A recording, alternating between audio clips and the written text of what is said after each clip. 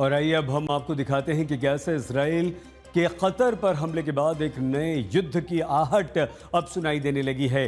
दोबारा बमबारी के बाद अरब वर्ल्ड उबल रहा है, जहां ईरान की तरफ से तो सीधे सीधे इसराइल को धमकी दे दी गई है कि अगर उसने इस तरह का दुस्साहस ईरान के साथ किया होता तो इसराइल का क्या हश्र होता, यह दुनिया जानती है। लेकिन इसराइल के प्रधानमंत्री बेंजामिन नेतन्याहू भी लगातार मिडिल ईस्ट को ललकार रहे हैं।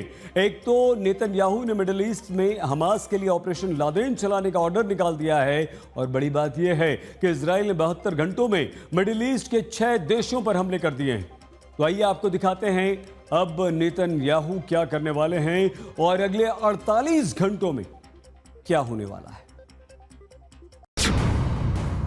कतर पर हमले के बाद नेतन्याहू को खामेनेई की चेतावनी आ गई। मिडिल ईस्ट में नई जंग छिड़ने वाली है। इजराइल ने 6 देशों पर बमबारी कर दी। हमास को मिटाने के लिए अड़े नेतन्याहू का ऑर्डर आया। अरब देशों में मची खलबली। इजराइल और अमेरिका का खेल। मिडिल ईस्ट के 57 मुस्लिम देश अब क्या करेंगे? अब 6 देशों पर इजरायली बमबारी का बदला लेगा ईरान। नया जंगी कोहराम। कतर में हमास पर इजरायली हमले के बाद मिडिल ईस्ट में अब नई जंग की चिंगारी फूट चुकी है। इजराइल ने शुरुआत गाजा से की थी और फिर ईरान के साथ 12 दिन तक जंग चली। ईरान से तो इजराइल घबरा गया और अमेरिका को बीच में लाकर युद्ध विराम करवा लिया। लेकिन मिडिल ईस्ट के बाकी देशों से इजराइल न डरता है न घबराता है। तभी तो पहले इजराइल ने कतर के दोहा में बमबारी की और हमास के नेताओं को मार दिया, और कतर देखता रह गया। इस हमले के बाद अरब के सभी देशों ने कतर का समर्थन और इजराइल की निंदा की है, लेकिन अभी तक इजराइल के हमलों का जवाब नहीं दिया जा सका है। सवाल बना हुआ है कि क्या ईरान जैसा दम बाकी अरब देश दिखा पाएंगे? जी हाँ, ये खुद ईरान की तरफ से भी कहा गया है।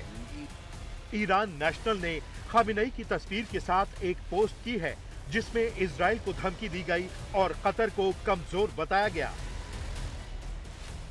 कतर दोहा पर हुए इजरायली हमले का कोई जवाब नहीं दे सकता, सिर्फ निंदा कर सकता है।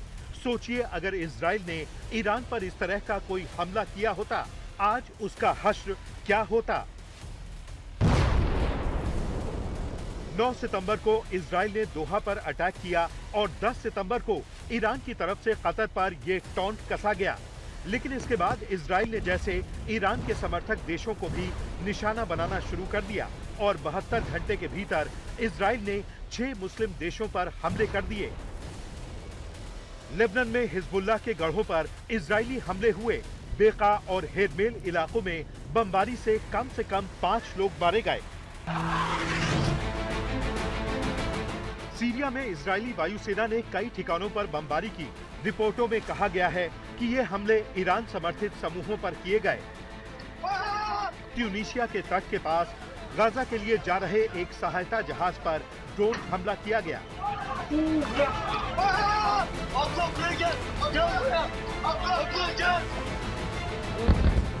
यमन की राजधानी सना और अल जाउफ इलाकों में इजराइल ने जबरदस्त हमले किए। इनमें कम से कम 35 लोगों की मौत और 130 से अधिक लोग घायल हो गए।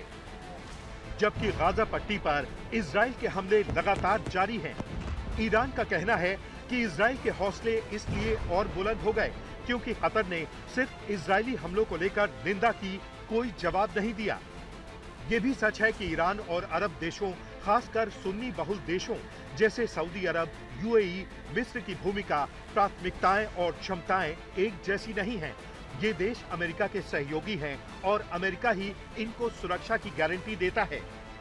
आपको बता दें कि ईरान एक गैर अरब यानी फारसी शिया मुस्लिम बहुल देश है, जिसकी विदेश नीति का लक्ष्य इस्लामिक क्रांति का विस्तार और इजराइल अमेरिका का विरोध है।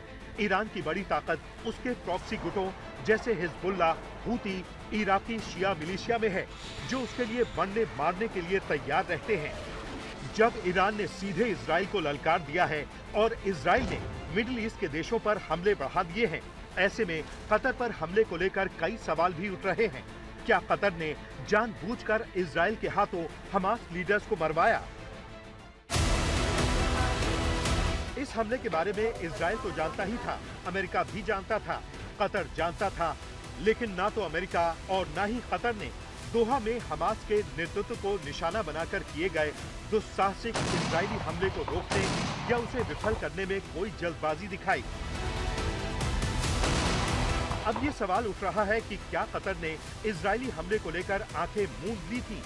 क्या कतर चुपचाप इजराइल के समिट ऑफ फायर ऑपरेशन पर रजामंद हो गया? क्या कतर ने हमास की पीठ में छुरा घोंपा?